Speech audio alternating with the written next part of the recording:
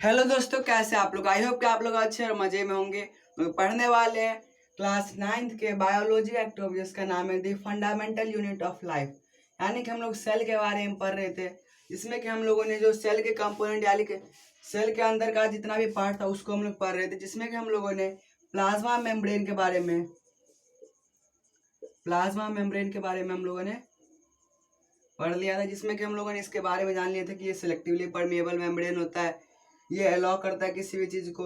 और हम लोगों ने क्या पढ़ा था कि जो प्लांट सेल होता है उसके अंदर क्या होता है, एक एक्स्ट्रा कवरिंग होता है जिसको कि हम लोग बोलते हैं सेल वॉल। तो हम लोग इस वीडियो में पढ़ेंगे सेल वॉल के बारे में। सेल वॉल क्या होता है, सेल वॉल बना होता है सेलुलोज से। और इसके अंदर क्या होता है, ये क्या करता है, ये रिजिडिटी प्रोवाइड करता है किसको, प्लांट सेल को, क्योंकि वो मूव नहीं कर सकते हैं। तो इसीलिए क्या होता है, वो बचने के लिए वो क्या होता है, ये एक्स्ट्रा कवरिंग होता है जो कि क्या करता है, उसका शेप को फिक्स रखता है, यानी उसका शेप चेंज नहीं हो सकता है। तो आप लोग सोचिएगा, प्लाज्मा मेम्ब्रेन तो सिलेक्टिव परमेएबल है, वो किसी चीज को जाने देता आने देता है।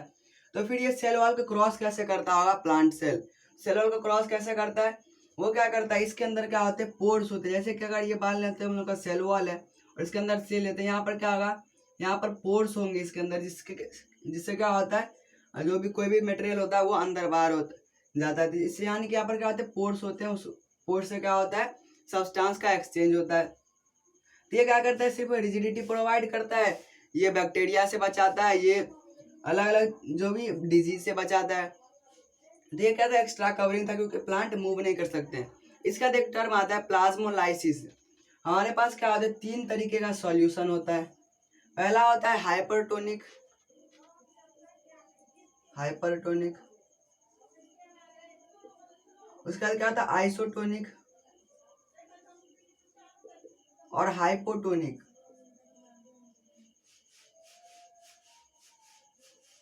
हाइपोटोनिक ये 3 तरीके का सॉल्यूशन होता है।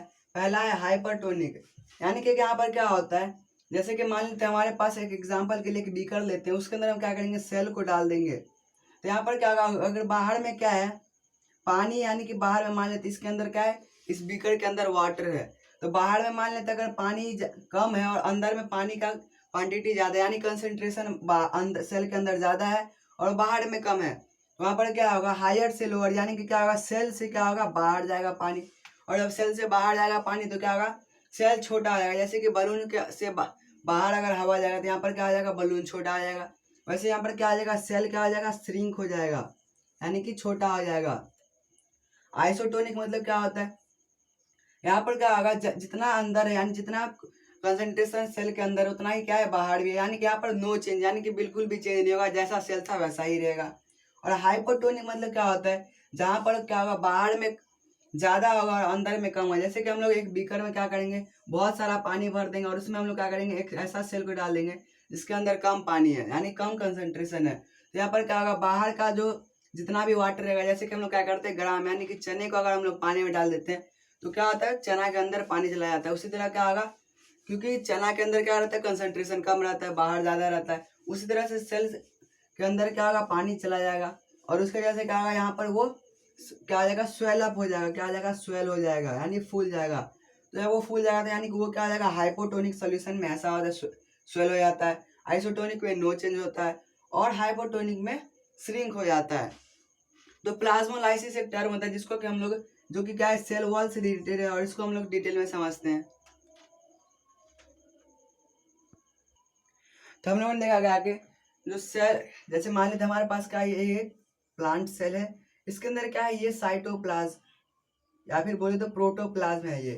ये क्या होता है, धीरे धीरे जब यहाँ पर क्या होगा, जैसे कि हम लोग मान लेते हैं ये, इसको अगर हम लोग रख देंगे किसी हाइपोटोनिक सॉल्यूशन, यानी कि जहाँ पर क्या होगा, बाहर में पानी कम होगा, यानी बाहर में कंसंट्रेशन कम होगा और अंदर कंसंट्रेशन ज्यादा होगा। तो यहाँ पर ये क्या हो जाएगा, इसका जो ये साइटोप्लाज्म है, क्योंकि सेल वॉल का होता है, रिजिड होता है, वो डेड सेल से बना होता है, यानी कि वहां पर क्या है, उसको कोई फर्क नहीं पड़ेगा। तो जो लेकिन जो अंदर का जो साइटोप्लाज्म है उसको क्या होगा, वो क्या हो जाएगा, श्रिंक हो जाएगा। जैसे कि हमारा एनिमल से सेल श्रिंक हो जाएगा, वैसे ही क्या होता है, ये इसके अंदर का साइटोप्लाज्म क्या हो जाएगा, श्रिंक हो जाएगा। लेकिन इसका जो सेल वॉल रहेगा वो क्या हो जाएगा, उसका जो सेल वॉल रहेगा वो क्या होगा, वैसा ही उसका फिक्स शेप रहेगा। और इसके अंदर क्या हो जाएगा, जो जितना भी साइटोप्लाज्म था वो क्या हो जाएगा, श्रिंक हो जाएगा। और तो इसी को हम लोग क्या बोलेंगे, प्लाज्मोलाइज्ड सेल, यानी कि इसको हम लोग क्या बोलेंगे, प्लाज्मोलाइज्ड सेल, यानी कि इसका जो साइटोप्लाज्म था वो क्या हो गया, प्लाज्मोलाइज्ड, यानी कि वो क्या हो गया, छोटा हो गया। ऐसा क्यों होता है, क्योंकि वहां पर क्या होगा, हाइपरटोनिक सॉल्यूशन होगा,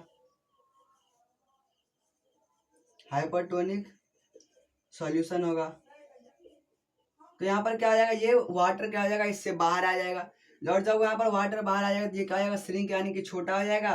और इसी को हम लोग क्या बोलते हैं, प्लाज्मोलाइज, क्योंकि यहाँ पर ये क्या होगा, धीरे धीरे छोटा होते जाएगा, धीरे धीरे निकलते जाएगा इसके अंदर का पानी, और क्या आ जाएगा, ये उसके बाद क्या आ जाएगा, छोटा आ जाएगा। लेकिन सेल वॉल क्या करेगा, फिक्स शेप रखेगा, क्योंकि अगर फेस शेप इसका फिक्स नहीं रहेगा तो यहाँ पर क्या आ जाएगा, वो प्लांट सेल, वो प्लांट खराब हो जाएगा। इसलिए क्या होता है, सेल वॉल उसको इसके शेप को फिक्स रखता है।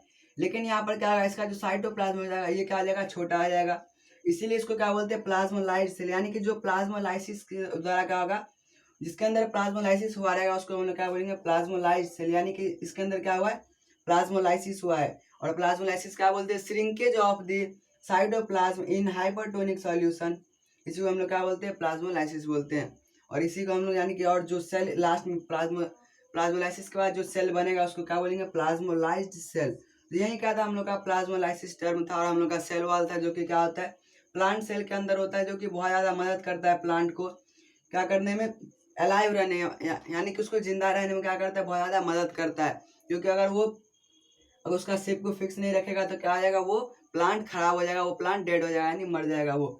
यानी कि इसलिए क्या होता है, सेल वॉल बहुत ज़्यादा जरूरी है, किसको, प्लांट के लिए बहुत ज़्यादा जरूरी है। क्योंकि जब हाइपरटोनिक सोल्यूशन, क्योंकि क्या होता है, हमेशा पानी इक्वल नहीं मिलता है प्लांट को, कभी कभी क्या होता है, पानी कम मिलता है, तो उस टाइम पे क्या हो जाएगा, वहाँ पर हाइपरटोनिक सोल्यूशन हो जाएगा। और उसके पास पानी नहीं होगा तो उसका प्लांट क्या आएगा, सूखने लगेगा, अंदर का साइटोप्लाज्म सूखने लगेगा, क्योंकि वहाँ पर जो अंदर कंसंट्रेशन ज़्यादा था वो क्या आ जाएगा, बाहर की ओर आने लगेगा वहाँ का। इसलिए क्या हो जाएगा, श्रिंक हो जाएगा, तो उससे क्या हो सकता है, प्लांट खराब हो सकता है। इसीलिए क्या होता है, हमारे प्लांट के पास क्या होता है, सेल वॉल होता है, जो कि उसको बचाए रखता है। तो आई होप समझ आ गया हो, तो मैं नेक्स्ट वन के लिए bye, take care, thanks for watching.